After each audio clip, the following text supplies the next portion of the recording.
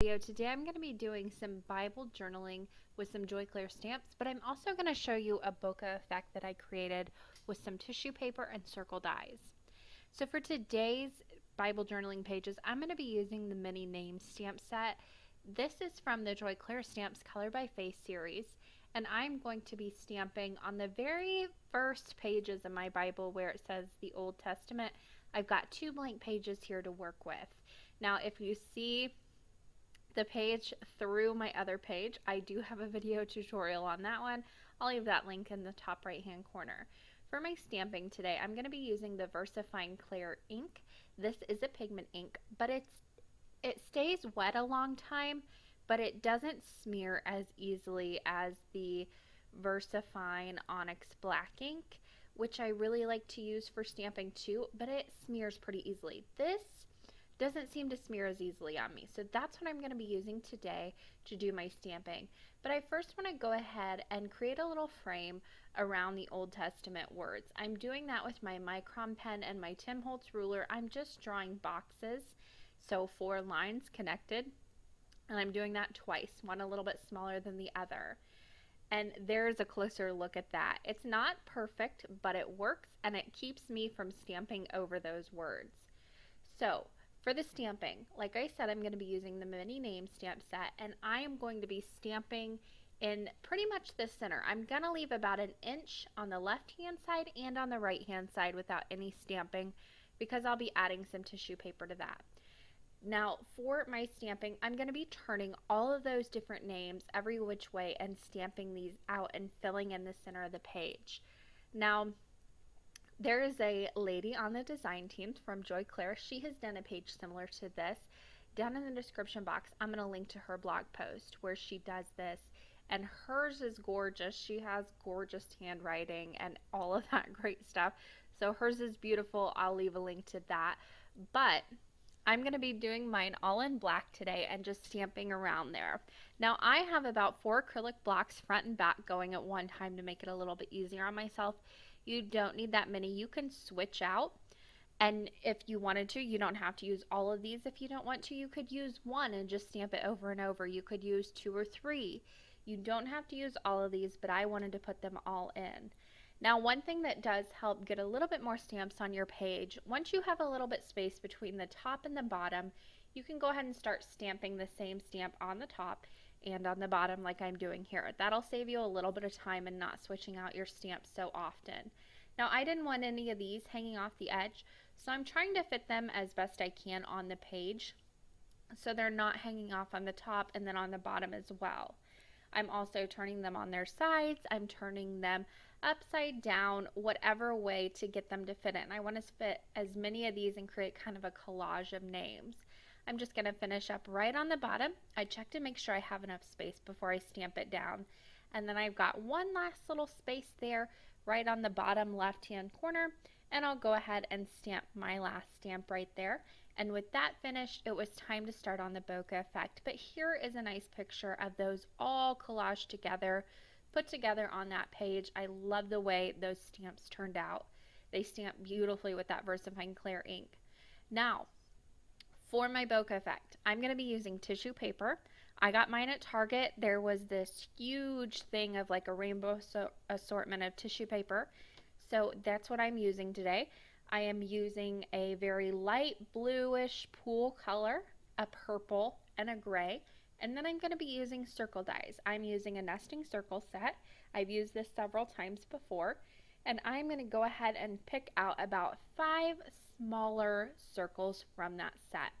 And I will run this through my Big Shot with my tissue paper. I did fold my tissue paper up, so I had 2 sheets. I'm going to go ahead and I folded it up in half and then half again. So I ended up with about 8 different cuts through one time with each one of those circle dies. You are going to need quite a few of these. So I ran it through with all of them once, and then I came back in and ran it through a second time with just the 3 smallest circles, because you go through those smaller circles faster than you do your bigger ones. I went ahead and die cut more of the smaller ones. I cut them out from all 3 colors, and then I'm going to put them in this bowl. I do want to separate them. They do get a little stuck together when you run them through with your die cutting machine. You can flick them. I also found using my quick sticks tool, just picking them up, giving them a little shake, that takes them apart as well. To glue these down, I am using the Liquitex Multi-Medium Mat. If you do not have this, you can use any number of things. You can use the Collage Medium from Ranger. You can use another kind of medium, whether it's a glossy one, you can use glossy if you want a glossy finish. It really is up to you. You can use gesso. You can use the multi-medium mat from Ranger that comes in a little bottle with a little brush on it. You can use the squeeze tube, squeeze a little out and brush it around with your brush. There's a lot of different things you can use to glue these down. I'm using a little brush for this, and I'm just going to start placing down the largest circles first. I also have, underneath my 2 pages, I have page protectors. These are just cheap ones from the dollar store. They come in like a pack of 20. I paid $1 for them. So I can save these and reuse them a few times. Once they get nice and gunky and just kind of full of color, I just toss them. They're inexpensive to use and they keep your page protected better than the computer paper underneath. This was a tip that one of the ladies on the design team, Carrie, she gave, and it works wonders. Now, I'm using the biggest 2 circles first. I'm using the largest one and the more medium-sized one, and I am just placing these down. I'm not putting down a layer of the medium everywhere. I'm just putting a very light layer of exactly where I want the circle that I'm working with to go. This stuff dries pretty quickly. You're going to be working with a lot of it. You're going to build up quite a few layers. So try to use thin layers, spread it out pretty thin, and only put it where you need it. Now, I'm also coming in and overlapping some of these circles. That's what's really going to give you the bokeh effect. And you also want to make sure when you are choosing colors, you have a light, a medium, and a darker color. That lighter color is using them all together is what gives the bokeh effect, but you want to make sure you have at least one light color in there. If not a very light color, use a white color. That will also really help with it. And you can use 3 colors like I'm doing here. You could absolutely go up and use even more colors if you wanted to. Do kind of a rainbow background, that would be gorgeous. But I stuck with 3 colors here to keep it pretty simple on myself. Now, I am using all of these circles and I want to make sure that everything is completely covered with color except where I have my stamping. So that means some of these circles are going to hang off the edges. That's okay. Once everything was finished, I can come back in and trim those up later on.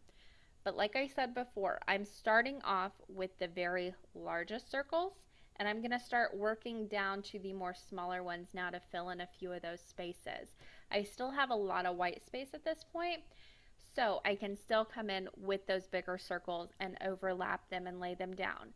You also don't want to use too many of the same colors right next to each other. So you don't want to use a whole bunch of purple right next to each other. You don't want to use a whole bunch of gray right next to each other. A few overlapping is perfectly fine, but you just don't want a cluster of like 5 gray right in the center of your page. I'm also working into the crease. That is very easy. You can just use the end of your brush to kind of push it down into that crease so your pages won't have any trouble folding. And that will allow you to really keep that color flowing from one page to the next, and it almost looks like one cohesive page. Now over on that right hand side, it's going to end up being just kind of one strip of the circles. So you want to make sure you have some bigger ones and then also some smaller ones closer to the edge of the page. That's going to give you a nice variety and it's not going to look so uniform. Now I'm just coming in and filling in all of those little white spaces. At a certain point I did turn off my camera because this is just pretty much more of the same, layering up those circles. That's all you're going to do.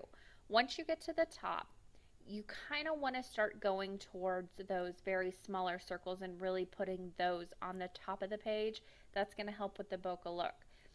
But at this point, you can still use those larger ones. That is why it really helps to come in and really cut a lot of those smaller ones.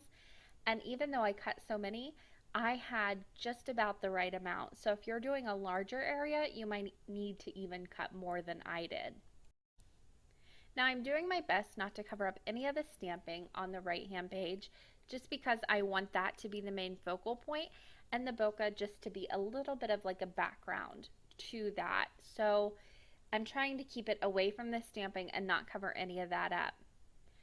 At this point, it's more just about filling in that left hand page. I pretty much have the right hand side done except for a few little spots, but that left hand side is where I really want to concentrate now and get all of those down.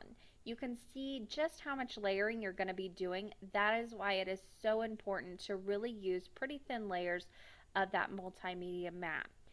If you get any places where you're not getting it to stick down, you can come back in with another layer over the top. Now, once everything was done, I did finish up with one last layer of multimedia matte over the top of everything, including the stamping. I let this dry overnight. It does take a little while to dry. And then I came in with some scissors and just trimmed up everything around the edges. And here is a final look at the project all put together. You do have a few little bumps, but for the most part, this is so smooth and it's such a fun technique to use to really fill up your pages with color. I just love the way it turned out, and I hope you guys enjoyed this video. As always, I want to thank you guys so much for watching, and there are a few links on the left side of your screen you can click on. Happy crafting, everyone!